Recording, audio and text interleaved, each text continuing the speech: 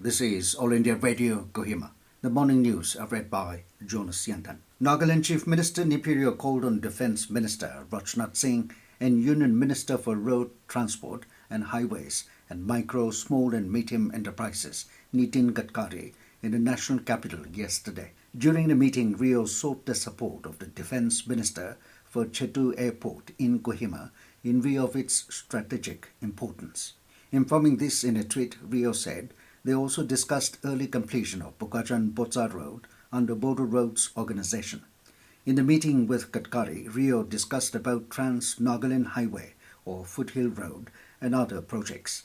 Chief Minister Nipirio and Gadkari also discussed creation of skill development centers under MSME schemes. Lok Sabha Speaker Om Birla yesterday said it is the responsibility of all MPs to remain answerable to the people and work towards bringing the hopes and aspirations of people to the notice of government. On the first day of the monsoon session of Parliament, Om Birla congratulated the members for their enthusiastic participation in the proceedings of the House despite COVID-19 pandemic. Mr. Birla said it depicts the strength of the democratic institutions and works towards the growth of the democratic values. Observing that the session is being held under very grave circumstances, Birla said, owing to social distancing norms, members have to sit in the public galleries and Rajya Sabha chamber, but despite this, 359 MPs participated in the proceedings of the House. Constructive discussions were held and 8 bills were introduced,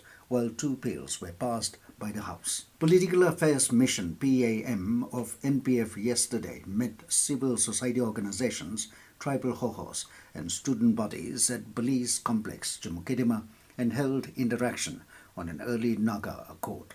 PAM convener Tia Zeliang, along with few NPF core members, held the interaction with Nagaland GB Federation, Eastern Nagaland People's Organization, Tenime Public Organization, Naga Hoho, Naga Mothers Association, Students Federation, and Eastern Naga Students Federation. PAM in a communique said Zeliang was of the strong view that unity by all Naga civil organization in one voice for an early solution. He said Naga political issue is highly complex, which needed practical approach, political acumen, and high level of understanding between the negotiating parties. The meeting, which lasted for almost 5 hours, is of the general view that framework agreement signed by NSNIM and agreed position by WCN and BG needed deliberation by Government of India for an honourable common final Naga Accord based on the formal talks which concluded on 31st October 2019. They were also of the view that all stakeholders be consulted and made signatories of the final Naga Accord to rule out any misunderstandings.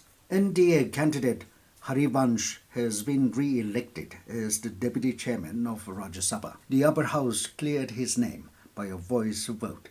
BJP President JB Nadda had moved the proposal to elect Harivansh as the Deputy Chairman, and his motion was adopted. Later, Chairman M. Venkaiah Naidu announced his name. The opposition had pitted Manoj Jha of RJD against Harivansh.